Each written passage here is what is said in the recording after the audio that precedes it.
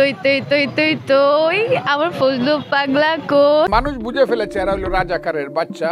জুলাই গণ অভ্যুত্থান নিয়ে কটু মন্তব্য করেছিলেন বিএনপি নেতা ফজলুর রহমান, যা মূলত গণ অভ্যুত্থানের সঙ্গে সাংঘর্ষিক। যদিও এ বর্ষিয়ান নেতার দাবি, মহান মুক্তিযুদ্ধ নিয়ে যারা বাজে মন্তব্য করেছেন তাদের উদ্দেশ্যেই তিনি কটূক্তি করেছেন। তবে স্বৈরাচার বিরোধী জুলাই আন্দোলনের বিপক্ষে কথা বলায় ছাড় পাননি ফজলুর রহমান। তোপের মুখে বিএনপি 3 মাসের জন্য এই মুক্তিযোদ্ধার রাজনীতিবিদের পদ স্থগিত করে। এই স্থগিতাদেশের জবাব দিয়েছেন ফজলুর রহমান।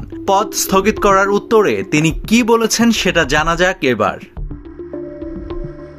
ফজলুর রহমান বলেন, চিঠির কথা আমি শুনেছি, তবে এখনো হাতে পাইনি। চিঠি পাওয়ার পর আনুষ্ঠানিকভাবে আমি আমার প্রতিক্রিয়া জানাবো। এদিকে ফজলুর রহমানকে দেওয়া শোকজ চিঠিতে বলা হয়, আপনি জুলাই আগস্ট ঐতিহাসিক গণ অভ্যুত্থান নিয়ে ক্রমাগত কুরুচিপূর্ণ বিভ্রান্তিকর বক্তব্য দিয়ে আসছেন এবং আত্মদানকারী শহীদদের নিয়ে যে বক্তব্য দিচ্ছেন তা সম্পূর্ণরূপে দলীয় আদর্শ ও গণ অভ্যুত্থানের চেতনার পরিপন্থী। মহামান্বিত এ গণ অভ্যুত্থানের বিরুদ্ধে এবং গণতন্ত্র পুনরুদ্ধারের আন্দোলন নিয়ে আপনার বক্তব্য জনমতে তীব্র প্রতিক্রিয়া সৃষ্টি করেছে। চিঠিতে আরো যোগ করা হয়, আপনার বক্তব্য দলের সুনাম ক্ষুণ্ণ করার সুপরিকল্পিত চক্রান্তের প্রয়াস বলে অনেকেই মনে করেন। এমনকি আপনি জনগণের ধর্মীয় অনুভূতিতে আঘাত দিয়ে কথা বলেছেন। জুলাই আগস্ট গণ অভ্যুত্থানে বিএনপির 450-এর অধিক নেতাকর্মী ও ছাত্র জনতার প্রায় 1,500-এর অধিক মানুষ শহীদ হয়েছেন এবং 20,000-এর অধিক মানুষ গুরুতর আহত হয়েছেন।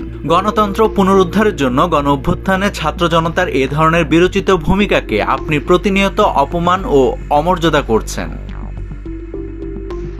এদিকে একদল রাজনৈতিক বিশ্লেষকের ধারণা, নির্বাচনের আগে কোনো ধরনের ঝামেলাতে না জড়ানোর জন্যই হয়তো বিএনপি ফজলুর রহমানের মতো বর্ষিয়ান নেতার কার্যক্রম 3 মাসের জন্য স্থগিত করেছে।